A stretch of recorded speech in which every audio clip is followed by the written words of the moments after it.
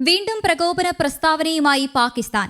ജാംനഗറിലെ Reliance refinery ആക്രമിക്കുമെന്നാണ് പുതിയ ഭീഷണി. പാകിസ്ഥാൻ സൈനിക മേധാവി ഫീൽഡ് മാർഷൽ അസീം മുനീറാണ് വിവാദ പ്രസ്താവനയുമായി രംഗത്തെത്തിയത്. ഭാവിയിൽ ഇന്ത്യയുമായി ഏതെങ്കിലും സൈനിക ഏറ്റുമുട്ടൽ ഉണ്ടായാൽ ഗുജറാത്തിലെ ജാംനഗറിലുള്ള റിലയൻസ് ഇൻഡസ്ട്രീസ് ലിമിറ്റഡിന്റെ റിഫൈനറി ആക്രമിക്കുമെന്നാണ് ഭീഷണി. ഇന്ത്യയിലെ സുപ്രധാന റിഫൈനറി ആക്രമിക്കുമെന്ന് ഒരു പാകിസ്ഥാൻ സൈനിക മേധാവി ഇതാദ്യമായാണ് ഭീഷണി മുഴക്കുന്നത്. യുഎസിലുള്ള പാകിസ്ഥാൻ പ്രവാസികളെ അഭിസംബോധന ചെയ്തുകൊണ്ട് നടത്തിയ പ്രസംഗത്തിലാണ് അസീം മുനീർ ഇന്ത്യക്കെതിരെ പുതിയ ഭീഷണി മുഴക്കിയത്. ഇന്ത്യയുമായി ഭാവിയിൽ ഉണ്ടായേക്കാവുന്ന ഏറ്റുമുട്ടലിനിടെ തന്റെ രാജ്യത്തിന് നിലനിൽപ്പിന് തന്നെ ഭീഷണി നേരിടേണ്ടി വന്നാൽ ഒരു ആണവായുധം ഉപയോഗിക്കാനും മടിക്കില്ല എന്ന് നേരത്തെ അസീം മുനീർ ഭീഷണി മുഴക്കിയിരുന്നു.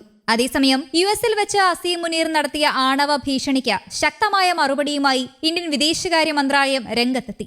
ആണവ ഭീഷണിക്ക് വഴങ്ങില്ലെന്നും ദേശീയ സുരക്ഷ സംരക്ഷിക്കുന്നതിന് ആവശ്യമായ എല്ലാ നടപടികളും സ്വീകരിക്കുന്നത് തുടരുമെന്നുമാണ് ഇന്ത്യ ഇതിനോടകം വ്യക്തമാക്കിയത്. പാകിസ്ഥാൻ സൈന്യം ഭീകരവാദ ഗ്രൂപ്പുകളുമായി കൈകോർക്കുന്നുവെന്നും വിദേശകാര്യ മന്ത്രാലയം ആരോപിച്ചു. ഇന്ത്യയെ ഏതു വിധേനയും ആക്രമിക്കാനുള്ള നിലപാട് തന്നെയാണ് പാകിസ്ഥാനുള്ളത്. ജലം നൽകിയില്ലെങ്കിൽ യുദ്ധമല്ലാതെ മറ്റു വഴികളില്ല എന്ന് പാകിസ്ഥാന്റെ മുൻ വിദേശകാര്യമന്ത്രി ബിലാവൽ ഭൂട്ടോ പറഞ്ഞിരുന്നു. ഏപ്രിൽ 22 പഹൽഗാം ഭീകരാക്രമണത്തെ തുടർന്ന് സിന്ധു നദീജല കരാർ റദ്ദാക്കിയ ഇന്ത്യൻ നടപടിയെയാണ് ഭൂട്ടോ വിമർശിച്ചത്.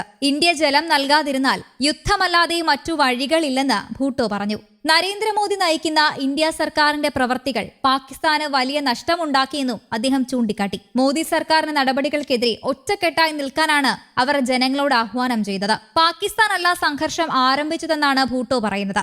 ഓപ്പറേഷൻ സിന്ദൂർ പോലുള്ള ആക്രമണം ഇനിയും നടത്താനാണ് ഉദ്ദേശിക്കുന്നതെങ്കിൽ പാകിസ്ഥാനിലെ ഓരോ പ്രവിശ്യകളിലെയും ജനം ഇന്ത്യക്കെതിരെ പോരാടാൻ തയ്യാറാണ്. ആ യുദ്ധത്തിൽ ഇന്ത്യ പരാജയപ്പെടുമെന്നുമാണ് അവരുടെ വാദം. പാകിസ്ഥാൻ പരാജയപ്പെടില്ല എന്നും ഭൂട്ടോ പറയുന്നു. യുദ്ധമുണ്ടായാൽ 6 നദികളുടെ അധികാരം പാകിസ്ഥാൻ പിടിച്ചെടുക്കുമെന്നും അവകാശപ്പെട്ടു.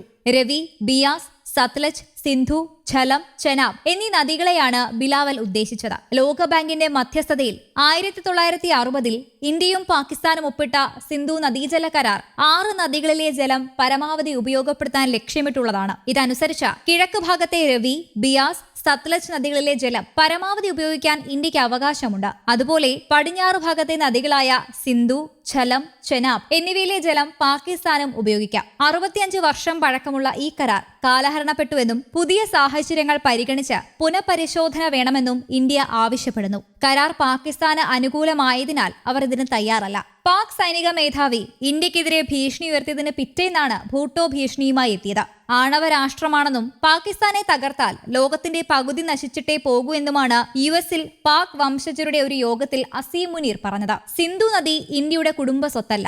ഇന്ത്യ അണക്കെട്ട് നിർമ്മിച്ചാൽ അത് പൂർത്തിയാകുന്നതുവരെ കാത്തിരിക്കും. തുടർന്ന് മിസൈൽ അയച്ച് തകർക്കുമെന്നുമാണ് മുനീർ അവകാശപ്പെടുന്നത്. പാകിസ്ഥാൻ ഉത്തരവാദിത്തമില്ലാത്ത രാജ്യമാണെന്നതിന് തെളിവാണ് അസീം മുനീർ യുഎസിൽ വെച്ച് നടത്തിയ ആണവ ഭീഷണിയെന്ന് ഇന്ത്യ പ്രതികരിച്ചു. ഇത്തരമൊരു രാജ്യത്തിന്റെ കയ്യിൽ ആണവായുധം ഉണ്ടാകുന്നത് വലിയ അപകടമാണ്. പാകിസ്ഥാനിൽ ജനാധിപത്യം തരിപോലും ശേഷിക്കുന്നില്ലെന്നും സൈന്യത്തിനാണ് നിയന്ത്രണമെന്നും തെളിയിക്കുന്നതാണ് സൈനിക മേധാവി മറ്റൊരു രാജ്യത്ത് നടത്തിയ പ്രസ്താവനയെന്നും ഇന്ത്യ ഇന്നലെ ചൂണ്ടിക്കാട്ടി. News desk, Kerala Kaumudi.